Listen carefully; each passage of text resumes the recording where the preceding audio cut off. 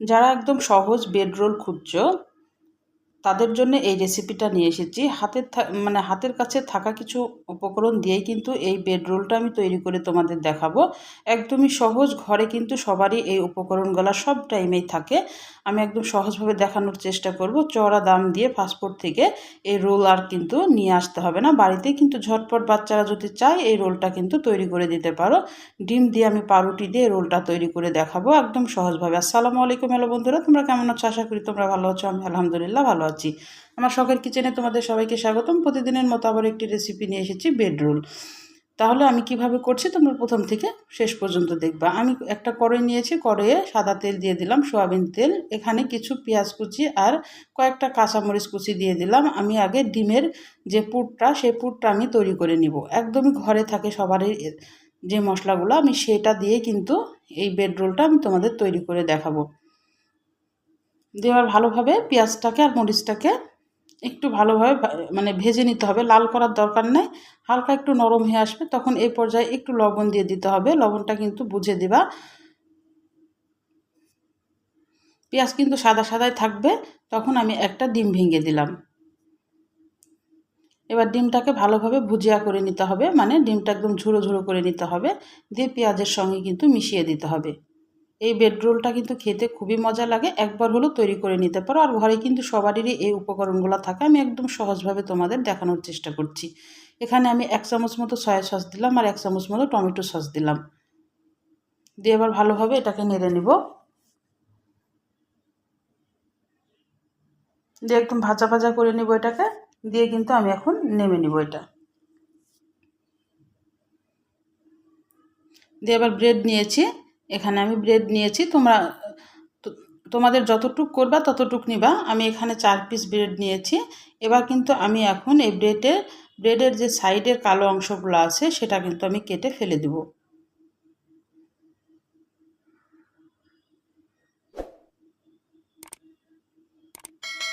আমি কিন্তু একদমই সহজভাবে এই বেড রোলটা তোমাদের তৈরি করে দেখাচ্ছি। ডিম দিয়ে বেড রোলটা খুবই মজা লাগে খেতে, একবার হলেও তৈরি করতে পারো বাড়িতে। আর এটা কিন্তু একদম ঝটপট হয়ে যায় কোনো ঝামেলা ছাড়াই। আমি এভাবে সবগুলানেরই 4 পাশগুলো কেটে নিয়েছি। দিয়ে এবার এখানে একটা মিশ্রণ তৈরি করব। তোমরা এখানে কিন্তু ডিম ফেটে দিতে পারো, আমি ডিম দিব না। কিন্তু এখানে আমি 2 চামচ মতো পানি নিয়েছি আর 1 চামচ মতো কর্নফ্লাওয়ার দিলাম। দিয়ে এবার এটাকে গুলে, একটু লবণ দিয়েছি সাথে, দিয়ে এবার গুলে একটা সাইডে রেখে দিলাম। এবার একটা ব্রেড নিয়ে নিলাম। ব্রেডটাকে এবার একটু বেলনা দিয়ে বেলে পাতলা করে নিতে হবে। আর ওই মিশ্রণটা অবশ্যই লাগবে, এটা কিন্তু কর্নফ্লাওয়ার দিয়ে করলে বেশি ভালো হয়। আর ডিম দিয়ে যদি তোমরা করতে পারো তাহলে একটা ডিম ভেঙে নিতে পারো ওখানে। এবার আমি যে ভুজিয়াটা তৈরি করে রেখেছিলাম ডিমের, সেটা এবার দিয়ে দিলাম।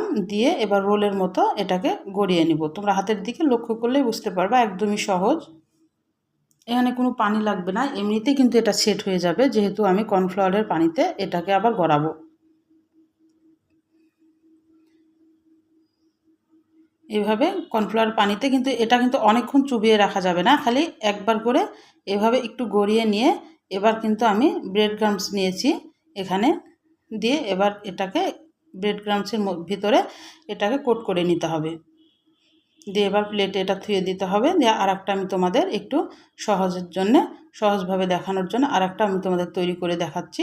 এভাবে আগে বেলে নিতে হবে, একদম পাতলা করে ফেলতে হবে ব্রেডটাকে। তারপরে পুরটা দিয়ে দিতে হবে ভিতরে। দিয়ে রোলের মতো এটা তৈরি করে নিতে হবে।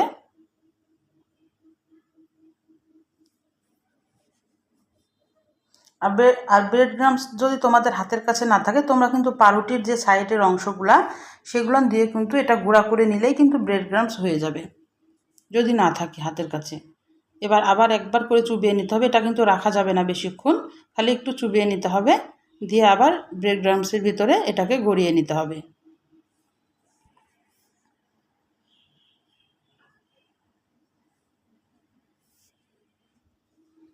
আমি একদমই সহজভাবে দেখানোর চেষ্টা করছি। যারা সহজ একদম বেড রোল তোমরা খুঁজছো, তারা কিন্তু আমার এই রেসিপিটা ফলো করতে পারো। আমি কিন্তু তাদের জন্য এই রেসিপিটা নিয়ে এসেছি। আমি সব টাইমে তোমাদের সহজভাবে রান্না দেখানোর কিন্তু চেষ্টা করি।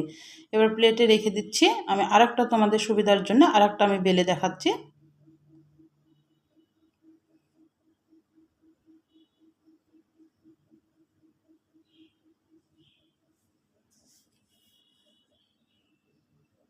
এটা কিন্তু বাচ্চাদের টিফিনও দিতে পারো, কারণ বাচ্চারা বাইরে যেয়ে কিন্তু এগুলো নিয়ে কিনে খায়, তাহলে কিন্তু স্বাস্থ্যসম্মত হয় বাড়িতে যদি এটা তৈরি করে দেওয়া যায়। আর ঝটপট ঘরে তো ডিম থাকেই সবারই, ব্রেডও কিন্তু থাকে, আর কিছুই কিন্তু লাগবে না, আর পেঁয়াজ মরিচ তো থাকেই সবারই ঘরে। আমি এই যে সবগুলা তৈরি করে নিয়ে আসলাম। এই পর্যায়ে কিন্তু তোমরা এটাকে ডিপ ফ্রিজে সংরক্ষণ করতে পারো 1 মাসের জন্যে। কোনো এয়ারটাইট বক্সে তোমরা এটাকে এই পর্যায়ে থুয়ে দিলেই কিন্তু 1 মাস মতো ভালো থাকবে।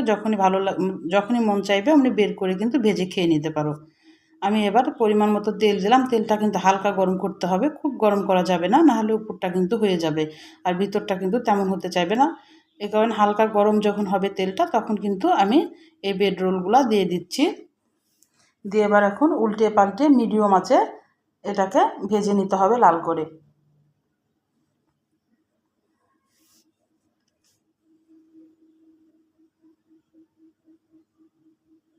খেতে কিন্তু অসম্ভব মজা লাগে টমেটো সস দিয়ে, খুবই মজা লাগে। একবার হলো তৈরি করতে পারো, দিয়ে আমাকে একটা কমেন্ট করে জানাতে পারো যে আসলে কেমন হয়েছিল।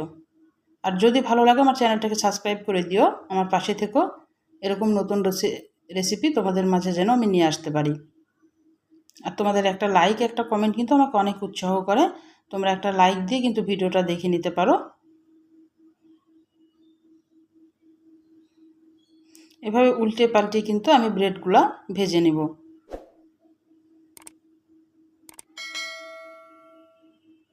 এই রোল কিন্তু অনেকভাবে তৈরি করা যায়। আমি তোমাদের একটা সহজ রেসিপি দেখাইলাম। তোমাদের যদি ভালো লাগে তাহলে কিন্তু আমাকে একটা কমেন্ট করে জানাতে পারো যে আসলে কেমন হয়েছিল। আমি এবার তুলে নিচ্ছি প্লেটে। আমার একটা ডিম দিয়ে কিন্তু আমার 6টা ব্রেড রোল তৈরি করা হয়েছে। 2টা ডিম দিয়ে কিন্তু 12টা হয়ে যাবে, এটা বোঝাই যাচ্ছে।